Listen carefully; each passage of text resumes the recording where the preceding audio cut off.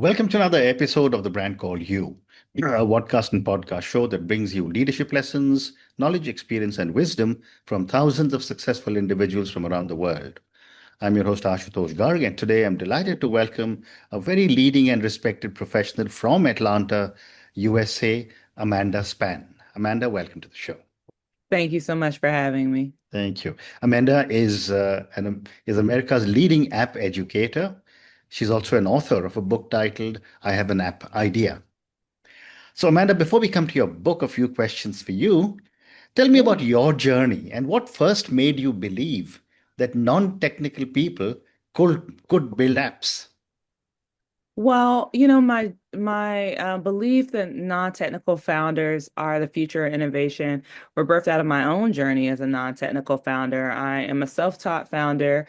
I, went to college and graduate school, but I did not go for technology. Mhm. At the time we were in a recession when I was learning more about technology, and I thought, I really want to start a business, but I don't have the capital to do so. Mhm. And I felt like apps were the best and most accessible way to have a business that could be available to people worldwide. Right. Um, and what was unique about my journey was one, outside of the portion about being self-taught, I found so much value in being able to build products from my experience outside of tech. Mhm. And it's got me to thinking, how many billion-dollar ideas do we have out there with people who just Mm. don't have experience in product development? And Mm. so it really challenged me to start creating pathways for people who, have deep domain expertise, Yeah. but just don't have a Mm. technology experience or technology background. Mm. Well said. You worked with over 30,000 entrepreneurs. What patterns have you noticed among those who succeed? Whew, amongst those who succeed, I think those who succeed tend to invest in educational knowledge, Mhm. and an educational foundation. I think the spirit of entrepreneurship is everywhere, and whether you're in Atlanta or New Delhi, there are people with outstanding ideas. I Yeah. think the people who really set themselves apart, do a lot of preliminary research. Yeah. They very much understand the problem that they're solving. They understand their market and that market size. Mhm. And then they shorten their time between like rumination and execution Mm. once the data tells them to move a certain way. I think another pattern or habit of successful entrepreneurs is they tend to measure everything. Mm. Nothing is happening Yeah. by happenstance. If it's not measured, did it really happen? Mm. And did it happen in the way that you think that it did? Yeah. And so they're very, very intentional. I think as far as the app scene is concerned, I think again, having an idea that people are willing, or having a problem that people are willing to pay money to solve, Mm. because oftentimes we have ideas, and those ideas are more like, vitamins as opposed to oxygen level problems, right? But identifying a problem that people are willing to pay money to solve, but then also, figuring out how to approach that audience in novel, new, and refreshing Yeah. ways, and building something that is scalable for the long term so that the business can live beyond them. Mm. Amazing. Looking back, what is one lesson you wish you had known before building your first app? Oh boy. When I was building my first app, I just didn't know what I didn't know. Hmm. I wish I had a resource like my book that provides a step-by-step sequential pathway that walks you through all of the components of building apps. And it walks you through those things before you end up spending time or money on doing that. I think the biggest thing that I didn't get clarity on when I built my app was figuring out the best business model for my audience. Hmm. There's lots of business models that exist within the app sphere, but I did not think about what is the best model for my audience. What is the model that is going to lead them to convert, Mm. right? And then I'll give you a later example of this in my Yeah. career. Yeah. I had a popular dating app. that, when we first launched it, it was very popular in the United States and the UK.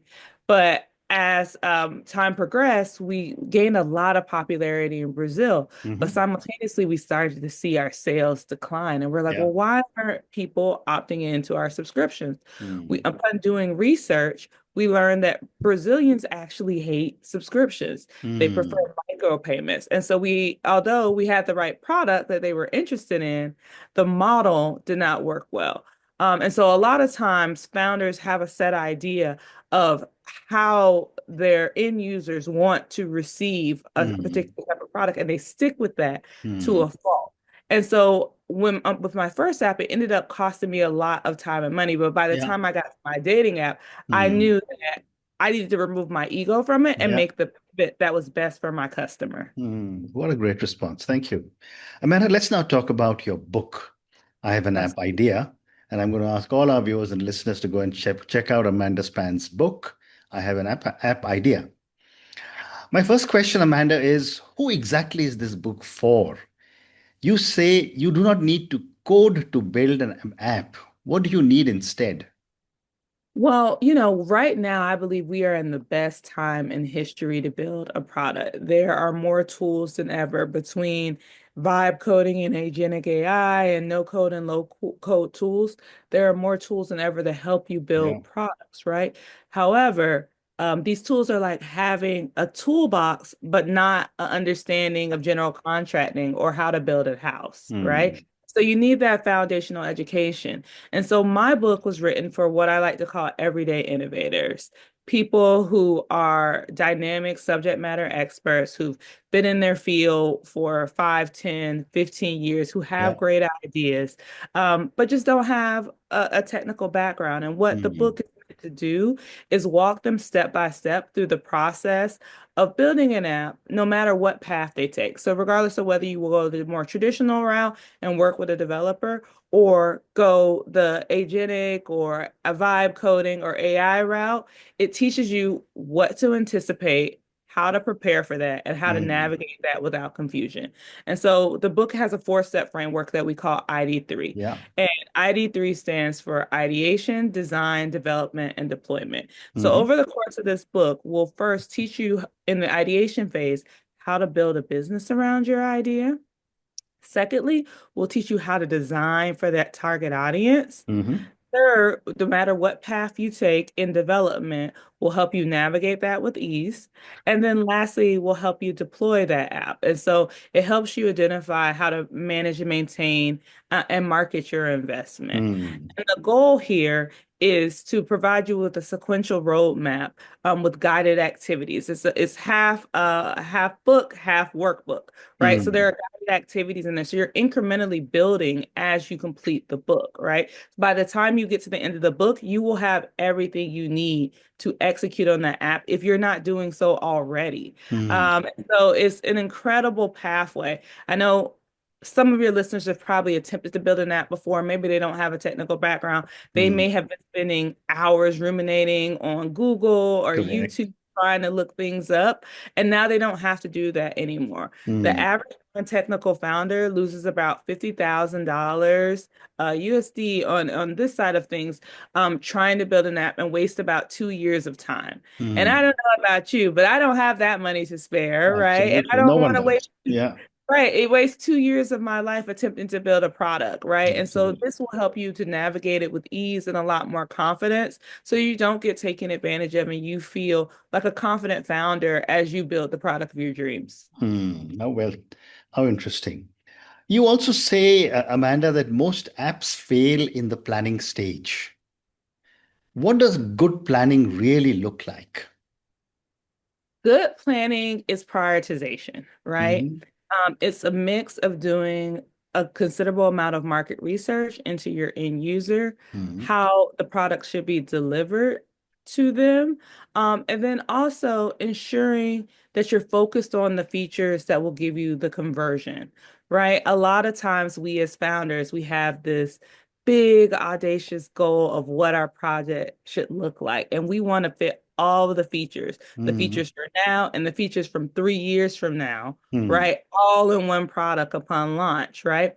But we haven't proven that we need all of those products yet. And so it takes ruthless prioritization to prioritize the things that will actually convert, that will actually move users to making a download and further making a purchase and meeting their needs, and then incrementally adopting new products and features as you prove with your end users' usage that you need those things. mm, So I think that is the biggest bottleneck that I see is that, people often invest a lot of time and often a lot of money mm. into features and functionalities they don't quite need yet because they just want it to be this big shiny thing. Correct, correct, correct. And what does it mean to stay in control during development?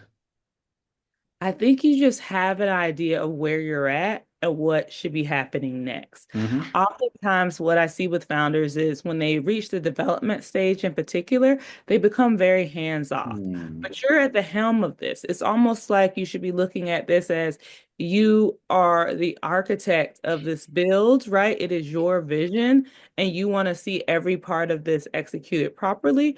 And then you are either, hiring construction workers to actually build that thing, right? Or a tool, lending yourself to a tool to build it for you, right? But either way, there is something you should be doing at all mm, points of this mm. development build, Yeah, whether that be engaging with your developer, whether that is preparing for sales, whether that be setting up a landing page so that people are able to find your product. yeah. It is you maintaining the vision and maintaining all of the deliverables that are associated with having a successful business Mm-hmm. outside of the product itself. And Mm, so we want to give, in my book in particular, we want to give founders line of sight of what those things are, because sometimes when you're in the midst of a build, it can be very, very overwhelming. You're yeah. excited. You are energized about what's happening next, and you don't know what you should be doing yourself. Mm, But if we can provide people with a comprehensive checklist of things they should be thinking about, we could put them at the helm of their building and ensure that they have a successful product at the end of it. well said. My next question, I think you already answered part of it, which is that many people feel intimidated by developers. And I Hmm. know I've faced this quite often whenever I wanted to get an app developed. How can founders communicate confidently without having any technical skills? Well, I think, again, shameless promotion, but I think my book very much helps with that.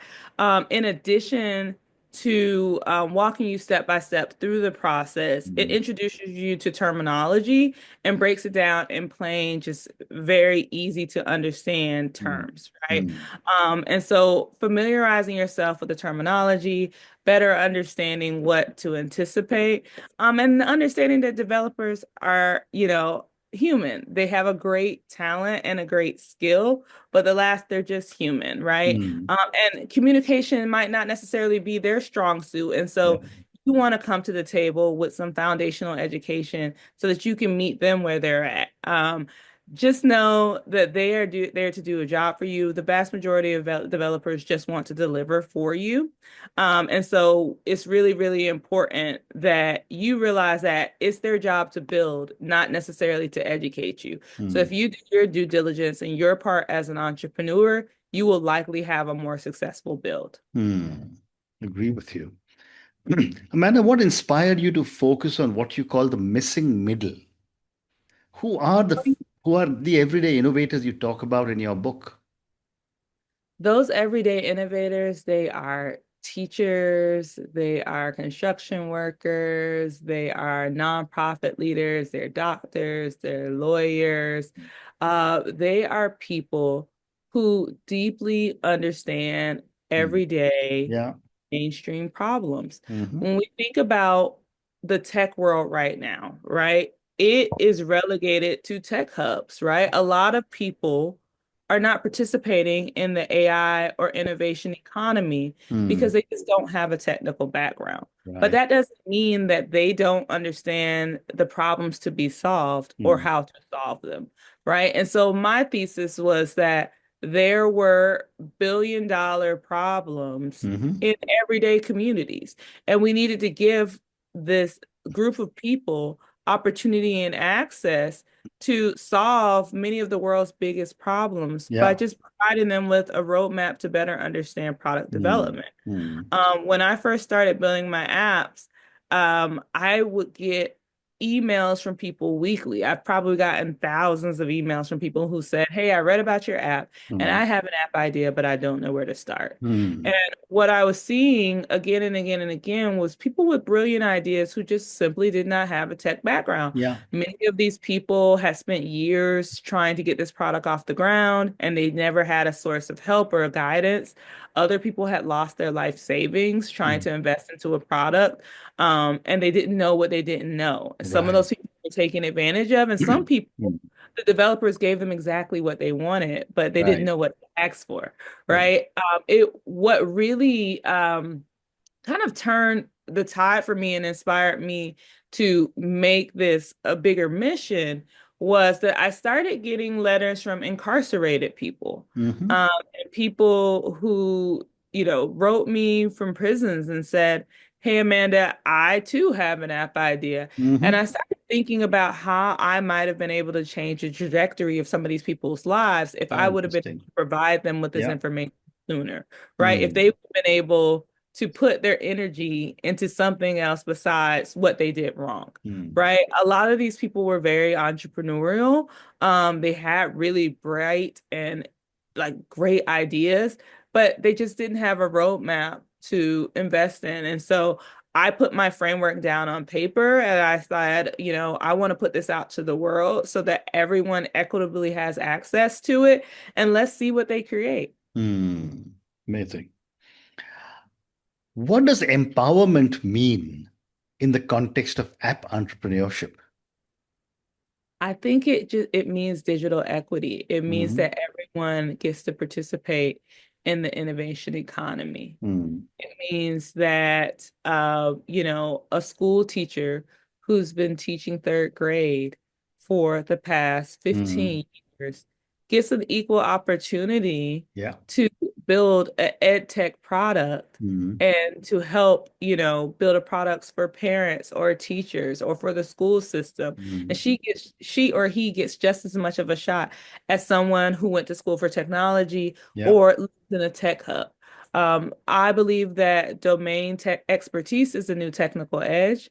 I believe that people who are closest in proximity to the problem are best equipped to solve it. We Mm. just have to give them the tools to do so. And Mm. so that's what I am attempting to do with I Have an App Idea. Incredible. I have time for two more questions for you. How can an app become an income generating asset and not just a side project? Well, again, I think it starts with that ideation stage and really building a business around your idea. A lot of people create very expensive hobbies as opposed to business. And I think the starting place for this is one, identifying a problem that people are willing to pay money to solve. And I'm sure you've heard this analogy before, but I'll use it again in the event that people haven't heard it. Oftentimes problems are described as a vitamin, a painkiller, or oxygen, Mm. right? So when you think about those levels of problems, so vitamins are great. We should take them every day, but if we miss them, it's not the end of the world, Mm. right? You Mm. don't want a problem that people are willing to dismiss. If Yeah. I don't, You don't want people to think of your problem as, hey, if I don't buy that, I'll be okay. Mm. Okay. Now you have painkiller level problems. Mm. Now, when you are in pain or distress, a painkiller is essential. But when that pain is gone, do Mm. you take painkillers? No, No. right? Yeah. And Yeah. so some people are okay with painkiller level businesses. They are okay with people seeking them out when they are in pain, but Mm. then they don't see them outside of that. But you have Mm. to think about you're going to have to work a little harder in that business and that people are not coming to you on a recurring basis. They're Yeah. doing one-off transactions and then they're moving on. Mm. But then you have to think about oxygen level problems. Now, oxygen is hard to compare anything to oxygen, but you have to think about what problem can I solve in a way that people can't even think about how they solved the problem before then? Mm. One example of this is ride share, right? There's Mm. so many different types of ride share now, but I can't remember how I got to the airport Yeah, 10 years ago before there correct. was ride share. I Yeah, mean, I don't know. I can't recall if I was asking people yeah. for rides, if I was Mm. calling a taxi or what. But ride share has revolutionized things for a lot of people, whether that Correct. be from motorbikes, helicopter ride Mm. share. There's so many different types of ride share now. But that disruptive idea changed the game for Mm. a lot of people. And so I think it starts with identifying the level of problem you have, then figuring out how people are willing to pay for that problem, Hmm. right? Remember where the reference to the Brazilian market and Yeah. figuring out I need to understand my end users and how they will be willing to give me their money. Okay. Mm. And what is the best way to deliver that product for me? Should I do a web app? Should I do a television app? Should I do a mobile app? Thinking Mm. about the best delivery for that audience. And then lastly, I think this is something that people forget quite a bit Mm. is Mm. market size. Do Mm. I have a big enough market size to sustain a scalable business, right? If there are only 1,000 people who think that your problem is oxygen level. It's Hmm. great that you identified those 1,000 people, Yeah. but is that enough to sustain the business once you factor in operational costs, the cost of Mm. technology, and what it takes to sustain this business, right? Whereas if you find a problem that affects billions of people, again, going back to rideshare as an Mm. example, right? Everyone has transportation issues, right? There's a huge market that you can address and that you can solve a problem for. So Mm. 1,000 people versus an oxygen level problem for a billion people makes a big difference in having a successful business. Mm. Amazing. And on that note, Amanda, I just want to say what a fascinating conversation this one has been. You really, in the short time that you and I have spoken, you actually demystified an app for me, my viewers and listeners. We all need to get a copy of your book. But what you've also said is that given the amount of technology that we have available today, this is probably the best time ever to be trying to think of an app and building an app. For And as they sure. say, if you got a good idea, don't procrastinate, start now. But Absolutely. thank you, Amanda, for speaking to me. All the very best to you. Thank you. Thank you so much for having me. Thank you. Thank you for listening to the Brand Called You videocast and podcast, a platform that brings you knowledge, experience, and wisdom of hundreds of successful individuals from around the world. Do visit our website www.tbcy.in to watch and listen to the stories of many more individuals. You can also follow us on YouTube, Facebook, Instagram, and Twitter. Just search for the Brand Called You.